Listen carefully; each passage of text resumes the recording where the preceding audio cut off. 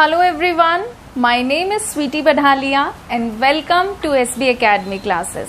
तो आज के इस वीडियो लेक्चर में हम लोग केमिकल काइनेटिक्स में फर्स्ट ऑर्डर रिएक्शन की डेरिवेशन करेंगे, देखेंगे कि किस तरीके से फॉर्मूला डिराइव होता है, उनसे रिलेटेड कौन कौन से ग्राफ ड्रॉ होते हैं और ये आपको पेपर में ज़रूर काम आ सकता है। ठीक है, हो सकता है कि डेरिवेशन मिल जाए, हो सकता है कि जो हमारा रिजल्ट आएगा उस पर न्यूमेरिकल आ जाए, हो सकता है कि आपको क्वेश्चन ग्राफ से रिलेटेड पूछ ले। ठीक है, तो बिना देरी करे स्टार्ट करते हैं। हेडिंग डाल लीजिए इंटीग्रेटेड रेट एक्सप्रेशन,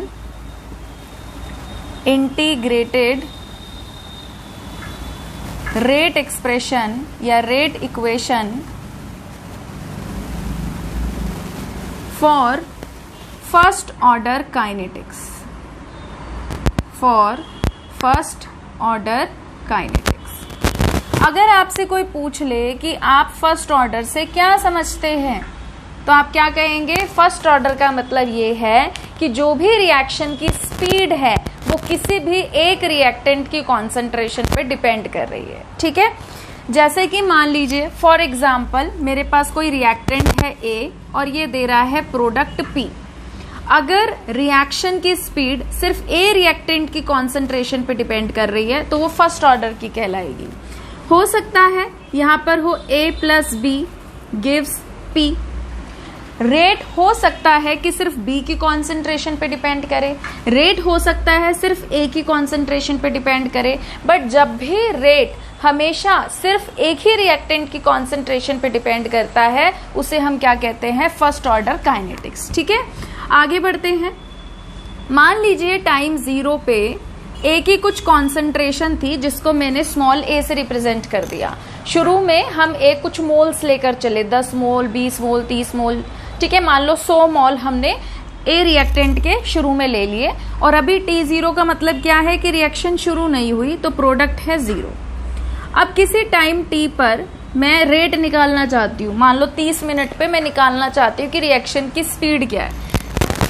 जाहिर सी बात है A P में चेंज हो रहा है तो P जितना बनेगा A में से क्या हो जाएगा? वो उतना कम हो जाएगा। ठीक है, ये बात समझ में आई आपको? अब देखिए according to rate law, rate law हमें क्या कहता है? रेट लॉ हमें कहता है कि जो भी रिएक्शन का रेट है वो डायरेक्टली प्रोपोर्शनल होता है किसके? रिएक्टेंट की कॉन्सेंट्रेशन के, और उसकी पावर उसका ऑर्डर होता है। जब हम प्रोपोर्शनैलिटी का साइन हटाते हैं तो रेट कांस्टेंट K आता है। A की कॉन्सेंट्रेशन टाइम T पर क्या है? रेट हमेशा किसी टाइम पे निकलता है, 0 पे नहीं निकलता। तो टाइम T पर A की कंसेंट्रेशन क्या है? A minus x. और फर्स्ट ऑर्डर के लिए कर रहे हैं तो N की वैल्यू क्या हो गई? 1। रेट हमारा क्या होता है? Change in concentration with respect to time. तो कितना कॉन्सेंट्रेशन में चेंज आ रहा है? X की टर्म्स में। X जितना बन रहा है यहाँ से उतना कम हो रहा है, तो मैंने लिख दिया dx बाय dt कि भाई कॉन्सेंट्रेशन x की टर्म्स में चेंज हो रही है विद रिस्पेक्ट टू टाइम, और dx बाई dt कितना आ गया? k इंटू में a माइनस एक्स। 1 को हम लिखते नहीं है तो मैं हटा रही हूँ। अब क्या करेंगे? x को एक तरफ ले आएंगे, t को वहां ले जाएंगे, ये मल्टीप्लाई में है, यहाँ आके क्या हो जाएगा? dx upon a minus x, और ये क्या हो जाएगा? k इंटू में dt। डिफ्रेंसिएशन हटाने के लिए क्या करते हैं हम? इंटीग्रेशन। तो हम लिखेंगे integrating both sides, integrating both sides we get. Integration अगर करेंगे इनका तो क्या हो जाएगा? dx upon a minus x is equal to k constant है, बाहर आ जाएगा, और ये हो जाएगा dt का इंटीग्रेशन। ठीक है, तो अब क्या होता है जब हम बात करते हैं, 1 मिनट, ये मार्कर ना इतनी इंक निकालता है।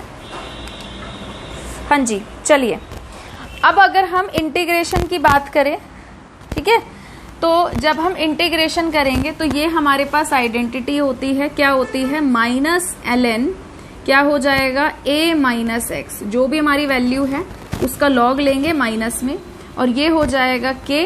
इंटीग्रेशन ने डिफरेंशिएशन को कैंसिल किया, t प्लस में i। अब हम क्या करते हैं? i की वैल्यू निकालते हैं, और i की वैल्यू हमेशा निकलती है टाइम 0 पे। तो at time t is equal to 0। जब टाइम 0 था क्या x कुछ बना था, प्रोडक्ट कुछ बना था, नहीं बना था, तो x की वैल्यू क्या हो गई 0। तो ये क्या हो जाएगा माइनस ln a x की जगह 0 इज इक्वल टू k इंटू में 0 प्लस में i। तो ये 0 हो गया, ये 0 हो गया। i की वैल्यू क्या आ गई हमारी, i की वैल्यू आ गई हमारी माइनस का ln a। अब इस i की वैल्यू को यहां पर पुट करेंगे हम, इसको इक्वेशन 1 लिख दो। तो लिखिए आगे, putting the value of i in equation 1। तो फर्स्ट इक्वेशन में अगर हम i की वैल्यू पुट कर देंगे तो क्या बन जाएगा, minus ln a minus x is equal to k t, और i की वैल्यू क्या आई है minus ln a। Minus ln है, इसको यहां लेकर आएंगे प्लस का बन जाएगा, तो के टी की वैल्यू क्या आ जाएगी ln a minus ln a minus x. ठीक, अब ये आइडेंटिटी होती है जब भी लॉग माइनस में होता है ln a minus ln b, तो वो क्या हो जाता है ln a बाई बी। आप इसको इसमें लिख सकते हो, इसको इसमें लिख सकते हो। ठीक है, तो मैं आइडेंटिटी लगा रही हूं, तो ये क्या बन जाएगा k T is equal to ln a upon a minus x. अब मुझे इसको नेचुरल लॉग को अगर बेस 10 वाले लॉग में चेंज करना है, जब मैं ln को चेंज करना चाह रही हूँ, किसमें, लॉग में चेंज करना चाह रही हूँ, तो 2.303 से मल्टीप्लाई करना पड़ता है। ठीक है, तो ये क्या हो जाएगा, ये हो जाएगा k T is equal to 2.303 log a upon a minus x. ठीक है, शायद हो सकता है फ्रेम से बाहर जा रहा हो, तो मैं लिख देती हूँ, क्या आ गया, के T is equal to 2.303 log a upon a minus x.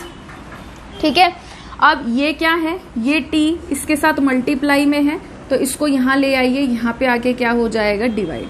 तो फर्स्ट ऑर्डर की इक्वेशन क्या बन गई, k is equal to 2.303 by T log a upon a minus x. बहुत आसान है, फिर से देखो, हमने एक रिएक्टेंट a को अज्यूम किया था, हमने कहा था टाइम 0 पे उसकी कॉन्सेंट्रेशन कितनी है, a है, प्रोडक्ट अभी बना नहीं तो प्रोडक्ट 0। फिर हमने कहा कि किसी टाइम t पर प्रोडक्ट हमारा जितना बन रहा है रिएक्टेंट में से क्या हो रहा है उतना कम। तो according to rate law, rate directly proportional होता है रिएक्टेंट की कॉन्सेंट्रेशन के, और उसकी पावर उसका ऑर्डर होता है। फिर हमने कहा फर्स्ट ऑर्डर है तो 1 पुट कर देंगे, a की कॉन्सेंट्रेशन क्या है टाइम t पर, a माइनस एक्स रख दिया, और रेट क्या होता है change in concentration with respect to time. तो कितना चेंज आ रहा है कॉन्सेंट्रेशन में, x की टर्म्स में, x जितना बन रहा है यहाँ से इतना कम हो रहा है। तो ये क्या हो गया हमारा, a माइनस एक्स को हम यहाँ ले आए, x एक जगह कर दिया, और dt को हम वहां ले गए, डिवाइड में था वहां जाके मल्टीप्लाई हो गया, इंटीग्रेशन कर दिया दोनों साइड का। तो यहाँ पर हमने आइडेंटिटी लगाई है, क्या लगाई है कि जो हमारा a माइनस एक्स है उसका नेचुरल लॉग क्या हो जाएगा माइनस में, minus ln a minus x. k को ऐसे रख देंगे, इंटीग्रेशन डिफरेंशिएशन को कैंसिल कर देगा, t आ जाएगा, प्लस में i या c कुछ भी आप लिख सकते हो।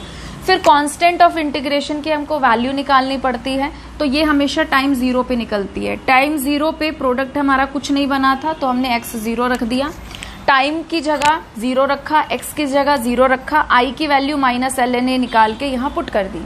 फिर इस माइनस ln a को हम दूसरी तरफ लेकर गए, तो ये प्लस का बन गया, तो K T is equal to ln a minus ln a minus X आ गया।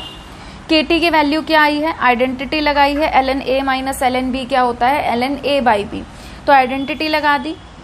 नेचुरल लॉग को हमने बेस 10 वाले लॉग में चेंज किया, तो 2.303 से मल्टीप्लाई कर दिया, और के टी में t जो था मल्टीप्लाई में था, वहां जाके हमने क्या कर दिया डिवाइड। तो ये आपकी पहली फॉर्म बन गई। उसके बाद आती है दूसरी फॉर्म, जो हमारा टाइम 0 पर a की कॉन्सेंट्रेशन होती है, इसको हम a नॉट इनिशियल कॉन्सेंट्रेशन बोलते हैं, a नॉट से भी रिप्रेजेंट करते हैं, और ठीक, और टाइम t पे जो a की कॉन्सेंट्रेशन होती है उसको हम a की कंसेंट्रेशन एट टाइम t, या सिर्फ a की कंसेंट्रेशन ऐसे भी लिख सकते हैं, या एट टाइम t भी लिख सकते हैं। तो ये हम यहाँ भी पुट कर सकते हैं। तो दूसरी फॉर्म क्या बन जाएगी, k is equal to 2.303 by T log, a की जगह क्या रख सकते हैं a नॉट, और a माइनस एक्स की जगह क्या रख सकते हैं, सिंपल a भी रख सकते हैं। बुक में सिंपल a होता है, कुछ बुक्स में a टी भी होता है, मतलब a की कंसंट्रेशन किसी टाइम पर, तो आप लिख भी सकते हैं, इग्नोर भी मार सकते हैं। ठीक है, तो ये हो गई दूसरी फॉर्म। तीसरी फॉर्म जो हम निकालेंगे वो हम निकालेंगे यहां से। KT इज इक्वल टू क्या था हमारा, ln A upon A minus x था। KT is equal to ln A को हम क्या लिख सकते हैं, A को हम लिख सकते हैं A की कंसंट्रेशन टाइम 0 पे, तो हमने लिख दिया A नॉट, और A माइनस एक्स क्या है हमारा, A की ही कंसंट्रेशन है एट टाइम T पर, तो हमने इसको लिख दिया AT या सिंपल A लिख दिया। ठीक, अब ln को यहाँ पर भेज दीजिए। ln जब यहाँ आएगा तो इसकी बेस यूनिट होती है E, तो ये E में चेंज हो जाएगा और जो भी यहाँ टर्म है वो उसकी पावर में चली जाएगी, तो ये बन जाएगा E की power KT is equal to यहाँ पर क्या आ गया, A नॉट अपॉन A। इसे रिवर्स कर दो, रिवर्स करोगे तो क्या हो जाएगा, E की पावर माइनस KT, उल्टा कर दिया ना, प्लस माइनस में चेंज हो गया, और ये क्या हो जाएगा A upon A not. A not divide में है, वहां ले जाइए, मल्टीप्लाई में हो जाएगा, तो ये क्या आ जाएगा आपका, ये आ जाएगा A is equal to A naught into E की पावर माइनस KT।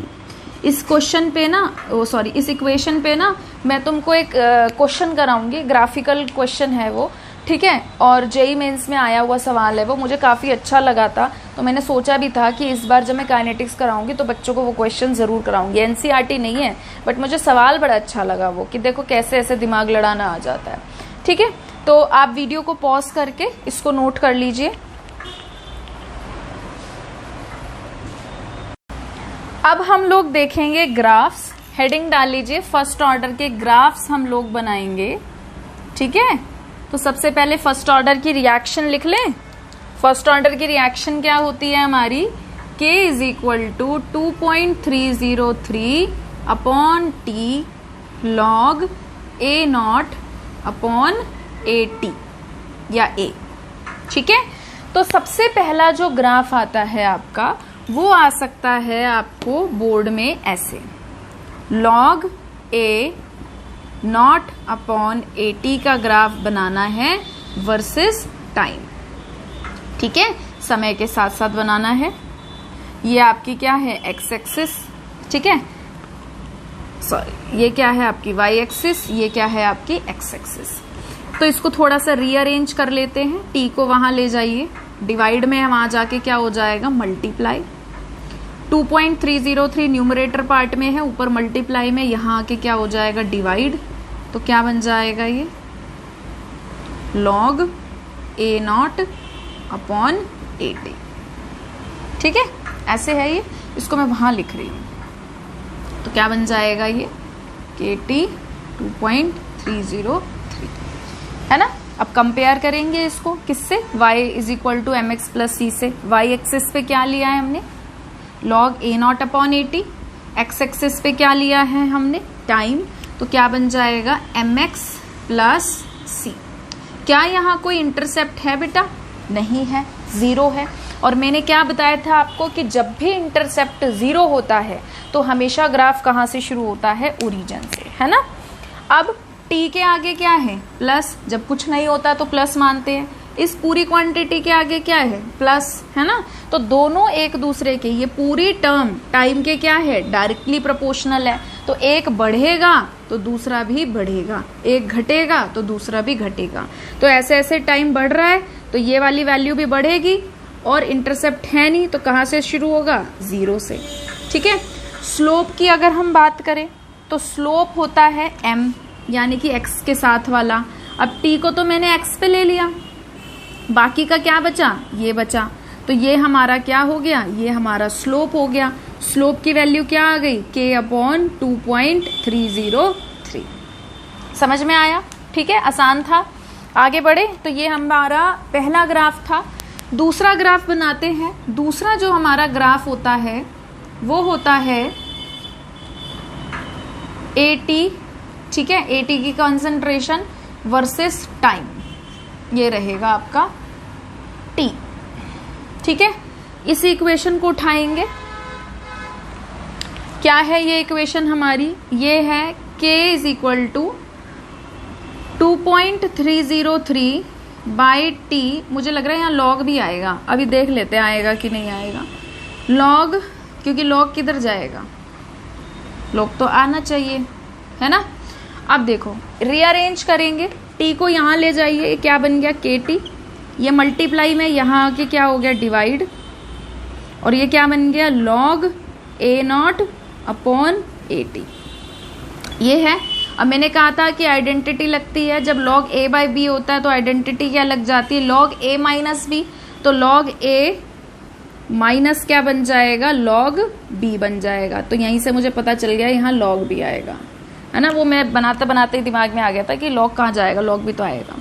अब उसके बाद मुझे इसका ग्राफ बनाना है, ये मेरा y एक्सिस है, ये x एक्सिस है, इसे y पे ही रखना है।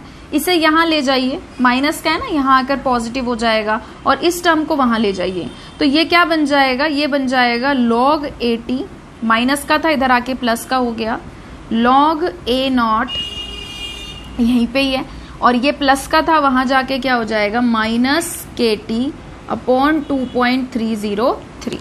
ठीक है, तो कंपेयर करेंगे, y एक्सिस पे हमने क्या लिया log AT, और x एक्सिस पे क्या लिया है, टाइम लिया है, तो ये हो गया c प्लस mx। x के आगे यानी कि टाइम के आगे क्या है माइनस, और इसके आगे क्या है प्लस, एक बढ़ रहा है तो दूसरा क्या हो रहा है घट रहा है, तो जाहिर सी बात है ये ग्राफ कैसा आएगा, ये ग्राफ ऐसे आएगा कि टाइम बढ़ रहा है तो ये घट रहा है। अच्छा, फिर उसके बाद c क्या बताता है हमको, इंटरसेप्ट, तो c की वैल्यू क्या आ गई log A0, तो ये पूरी हमारी क्या है इंटरसेप्ट की वैल्यू है, यहाँ पे भी मार्क कर सकते हो कि ये हमारा क्या है log A0 है। ठीक है, फिर उसके बाद स्लोप हमारा क्या होता है x के साथ वाला, अब टाइम है x एक्सिस पे, तो इसके साथ क्या लिया है, स्लोप क्या आ गया हमारा, स्लोप आ गया है हमारा माइनस k अपॉन 2.303। ठीक है, वीडियो को पॉज करके इसे नोट करिए प्लीज।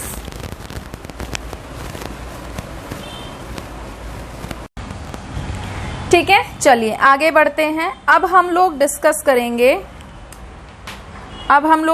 करेंगे half life for first period, half life for first period या first order reaction.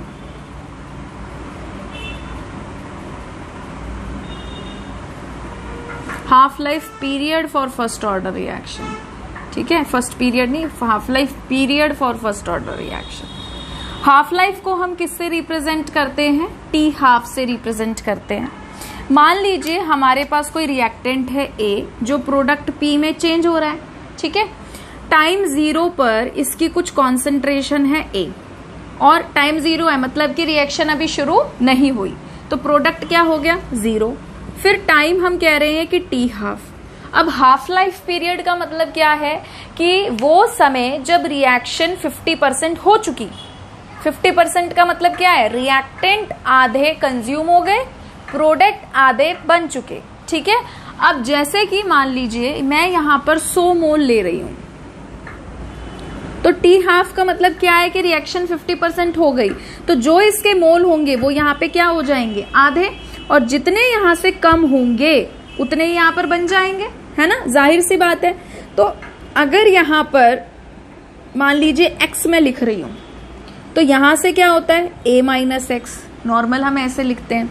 T half का मतलब क्या है कि जो भी इसकी इनिशियल वैल्यू थी अब उसकी आधी हो चुकी है। 100 थे तो 50 हो चुके हैं। अरे a था तो क्या हो जाएगा a/2, सिंपल सी बात है। 50 मोल अगर यहाँ थे तो कितना हो गया आधा 25, 40 थे तो आधा कितना हो गया 20, a था तो आधा कितना हो गया a/2, तो हम यहाँ पर क्या लिख सकते हैं a/2।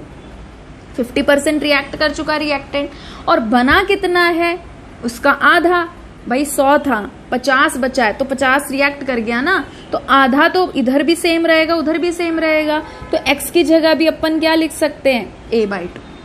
40 मोल थे, 40 में से आधे रिएक्ट कर चुके यानी 20 बचे, 20 रिएक्ट कर चुके। 60 थे, 30 बचे, 30 रिएक्ट कर चुके, तो जितना भी था उसका आधा बचा, आधा रिएक्ट कर चुका। समझ में आया? ठीक है, तो जो हमारा फर्स्ट ऑर्डर की रिएक्शन थी, क्या रिएक्शन थी, equation 2.303 by T log a upon a minus x, ये था। तो t को इधर ले आइए, k को वहां ले जाइए, तो ये हो गया t is equal to this value, और टी को हम कैसे रिप्रेजेंट कर रहे हैं, टी हाफ। तो टी हाफ में जब रिप्रेजेंट कर रहे हैं तो एक्स जो है यानी कि प्रोडक्ट जो है वो क्या लिख सकते हैं हम, a/2 लिख सकते हैं। एक में से आधा गया, आधा बचा, तो T half is equal to 2.303 by K log a upon, एक में से आधा गया, आधा बच गया, ये कट गया, log 2 ऊपर चला जाएगा, तो क्या आ जाएगा, ये आ जाएगा T half is equal to 2.303 by K log 2। अब log 2 की वैल्यू पुट करके 0.3010 पुट करके मल्टीप्लाई करके देख लो, ठीक है, तब भी आंसर वही आएगा। डायरेक्ट लिखना चाहते हैं तो वो लिख लीजिए, जैसे आपकी इच्छा। तो इसको मल्टीप्लाई करके आता है 0.693 बाय के। ये आपको याद रखना है कि हाफ लाइफ के लिए, ठीक है, फर्स्ट ऑर्डर का अगर हाफ लाइफ निकालना है तो क्या आएगा, 0.693 बाय के। अब के तो रेट कांस्टेंट होता है, ऊपर भी वैल्यू कांस्टेंट की आ गई, तो इसका तो कोई ग्राफ भी नहीं बनेगा कि हम ग्राफ बनाने का सोचें, ठीक है, क्या ही बनाएंगे कांस्टेंट के वर्सेस। नोट करिए इसे, ठीक है। अब एक क्वेश्चन देखते हैं। इस क्वेश्चन के बारे में मैं डिस्कस कर रही थी कि मुझे ये क्वेश्चन डिस्कस करना है आप लोगों से। तो क्वेश्चन देखिए क्या है, decomposition of ammonium nitrite aqueous into N2N water is first order. तो क्वेश्चन में क्या बता दिया हमको कि फर्स्ट ऑर्डर की रिएक्शन है, which of the following graph is correct. अब दिमाग में सबसे पहले आप ये सोचो कि फर्स्ट ऑर्डर में की जो इक्वेशन होती है वो क्या होती है, k is equal to 2.303 by T log a naught upon a T, ठीक। और इस एक्सप्रेशन में लॉग आता है, तो हमने दो ग्राफ पढ़े हैं। एक ग्राफ हमने पढ़ा है जिसमें हमने पढ़ा था log a naught upon a T versus time, और एक ग्राफ हमने क्या पढ़ा था, एक ग्राफ हमने पढ़ा था log a T versus time. ये वाला ग्राफ आपका इस तरीके से आया था और ये वाला ग्राफ आपका इस तरीके से आया था। तो ध्यान दीजिए कि इन वाले ग्राफ के अंदर, ठीक है, क्या था, इन वाले ग्राफ के अंदर क्या था, लॉग था, ठीक है। थोड़ी सी अटेंशन पे करनी है। तो इन चारों ग्राफ में कहीं पे भी आपको लॉग दिया नहीं दिया। तो सबसे पहली बात, ये तीन एक्सप्रेशन पड़ी थी, उन तीन में से दो लॉग वाली थी और एक बिना लॉग वाली थी। तो वहीं से आपको हिंट लग जाना चाहिए कि बिना लॉग वाली इक्वेशन यूज हो रही है, ठीक है। नहीं भी लग रहा तो दिमाग लड़ाओ। इन्होंने कंसंट्रेशन वर्सेस टाइम, रिएक्टेंट के कंसंट्रेशन को टाइम के साथ कांस्टेंट दिखा दिया। कभी ऐसा हो सकता है कि टाइम बढ़ता जा रहा है और रिएक्टेंट की कंसंट्रेशन कांस्टेंट है। अरे फर्स्ट ऑर्डर बोल रहे हैं, फर्स्ट ऑर्डर का तो मतलब ही यही है कि रिएक्शन की स्पीड किसी एक रिएक्टेंट की कंसंट्रेशन पे डिपेंड करती है। ऊपर से यहाँ पे तो रिएक्टेंट भी एक ही है, रिएक्टेंट एक है जो प्रोडक्ट बना रहा है N2N H2O। तो क्या कभी कांस्टेंट हो सकता है क्या, कांस्टेंट नहीं हो सकता। जैसे जैसे भाई रिएक्टेंट की कंसंट्रेशन कम होगी, प्रोडक्ट बनते हैं, रेट बढ़ता है ना हमारा, तो फर्स्ट ऑर्डर में तो कांस्टेंट कंसंट्रेशन होने का कोई तुक ही नहीं बनता। तो ये तो वैसे गलत हो गया, ठीक। तुमने कोई भी ऐसा ग्राफ देखा जिसमें कंसंट्रेशन बढ़ रही हो और वो भी यहाँ से इंटरसेप्ट की वैल्यू, इस वाले ग्राफ को जब मैंने समझाया था इंटरसेप्ट 0 आया था इसमें, तो ये वैसे भी गलत है। फिर ये ग्राफ तुमको कंफ्यूजन दे सकता है, तुम इसमें कंफ्यूज हो सकते हो। तुम अगर जल्दबाजी करोगे तो तुम इसको टिक कराओगे, बट ध्यान दो ये ग्राफ आपका तब बनता है जब यहाँ पर लॉग हो, और यहाँ पर लॉग नहीं दिया है, इसका मतलब हो गया ये भी गलत। तो चौथा जो बचा वो आंसर हो गई, है ना। अब कैसे होगा देखो, हमने क्या पढ़ा था, हमने पढ़ा था कि A T is equal to क्या होता है, ए नॉट इंटू में ई की पावर माइनस के टी।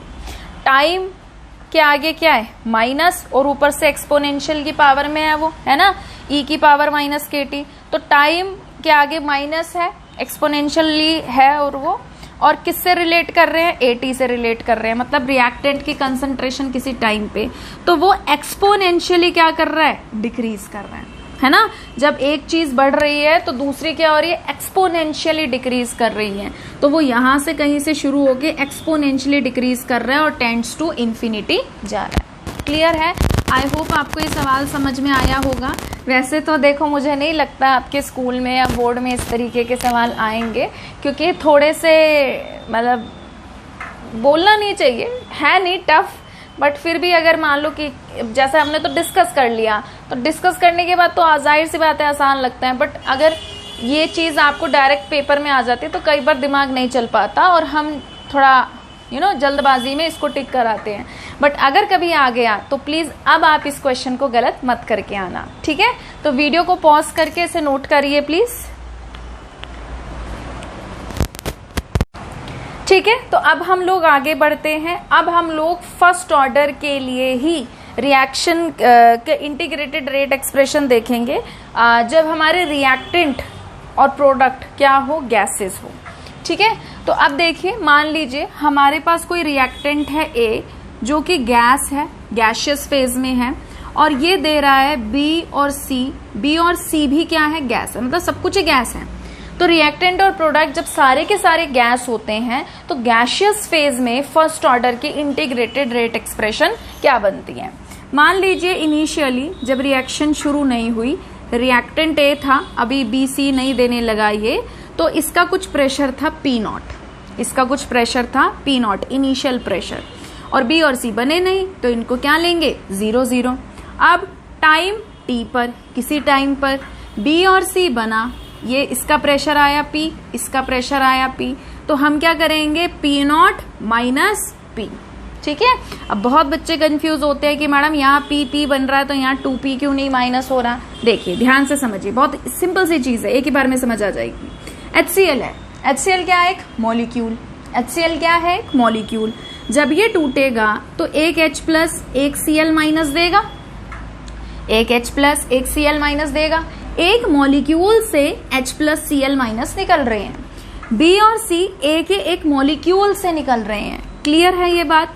अब HCl के 2 मॉलिक्यूल टूटे, 2 H प्लस 2 Cl माइनस बने। HCl के 7 मॉलिक्यूल टूटे, HCl के 7 मॉलिक्यूल टूटेंगे, कितने मिलेंगे, 7 H plus 7 Cl minus. HCl के 4 मॉलिक्यूल टूटे, कितने H प्लस मिलेंगे, 4 H प्लस 4 Cl माइनस। ये बात समझ गए। जितने HCl टूट रहे हैं उतने H प्लस उतने Cl माइनस बन रहे हैं। मान लो यहाँ पर HCl है मेरे 10, यहाँ पे क्या है, HCl कितने हैं, 10। मैंने कहा इनिशियली इसके 10 मॉलिक्यूल थे और टाइम 0 पे भैया ये टूटा नहीं तो ये 0 0। मैंने कहा अब कुछ समय बाद, ठीक है, अब कुछ समय बाद, मान लो 5 मिनट बाद, मैंने कहा 4 मॉलिक्यूल टूटे हैं, सिर्फ कितने टूटे हैं, 4 मॉलिक्यूल टूटे हैं। 4 मॉलिक्यूल टूटेंगे तो कितने 4 देंगे, H प्लस कितने देंगे, 4, और Cl कितने देंगे, 4। टूटे तो 4 है, बचे कितने हैं यहाँ पर, 10 माइनस 4 यानी कि 6। ये बात समझ में आई। यहाँ पे ये नहीं करना है 4 जमा 4 8, तो 10 में से 8 माइनस कर दिए। 8 नहीं टूट रहे हैं, कितने टूट रहे हैं, 4। तो जितने टूट रहे हैं उसमें से H प्लस और Cl माइनस निकल कर आ रहा है, तो 10 माइनस 4 6 बचे। समझ आया।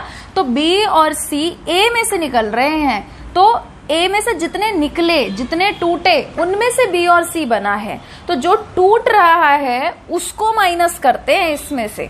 समझ में आई ये बात, बहुत सिंपल सी चीज थी। तो अब नेक्स्ट टाइम कभी ऐसे मत सोचना कि -2p क्यों नहीं किया हमने यहाँ पर, ठीक है। नहीं समझ आया तो मुझे कमेंट सेक्शन में जरूर बताना, नेक्स्ट वीडियो लेक्चर में मैं फिर से समझा दूंगी आपको, सिंपल सी चीज है। अच्छा, वैसे मुझे लगता नहीं है कि कंफ्यूजन होगी, समझ आ गया होगा आप लोगों को। फिर एट टाइम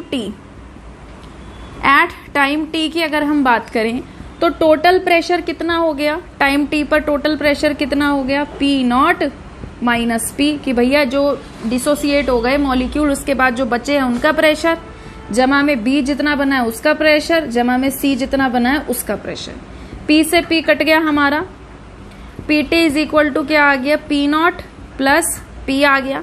पी की वैल्यू निकाल लो, यहाँ से पी की वैल्यू निकालोगे तो ये वहां जाके क्या हो जाएगा, माइनस, तो पी टी माइनस क्या हो गया, ये पी नॉट।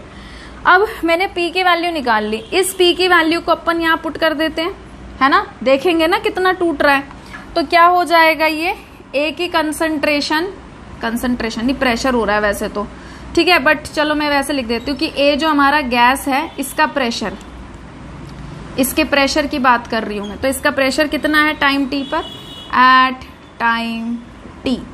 टाइम T पर कितना है, P0 माइनस P जो टूटा है वो कितना है, PT minus P0, bracket open करेंगे, साइड चेंज, साइन चेंज, तो क्या हो जाएगा माइनस PT माइनस माइनस हो जाएगा प्लस P0, P0 जमा P0 कितना हो गया भैया 2P0 माइनस PT। तो फर्स्ट ऑर्डर के लिए हमारी एक्सप्रेशन क्या होती थी, K is equal to 2.303 by T log क्या होता था अपना A0 बाई 80 ये होता था। अब A0 क्या होता था, इनिशियल कंसंट्रेशन, तो इनिशियल कंसंट्रेशन की जगह क्या पुट करते हैं हम, प्रेशर, तो ये क्या हो गया P0, क्या हो गया P0, और A की कंसंट्रेशन एट टाइम T, तो A का प्रेशर एट टाइम T कितना है हमारा, ये है हमारा 2P0 माइनस PT। क्लियर है, तो इस तरीके से हमारी ये एक्सप्रेशन बन जाती है। वीडियो को पॉज करके इसको नोट करिए प्लीज। तो आज हम इतना ही कर रहे हैं, और अगर आपको वीडियो पसंद आया हो तो प्लीज़ वीडियो को लाइक करिए, शेयर करिए, चैनल को सब्सक्राइब करिए, आपके जितने भी दोस्त हैं उन्हें भी इस चैनल के बारे में बताइए। नेक्स्ट वीडियो लेक्चर में हम लोग फर्स्ट ऑर्डर पर बेस्ड न्यूमेरिकल प्रैक्टिस करेंगे। तब तक के लिए अपना ध्यान रखिए। Thank you.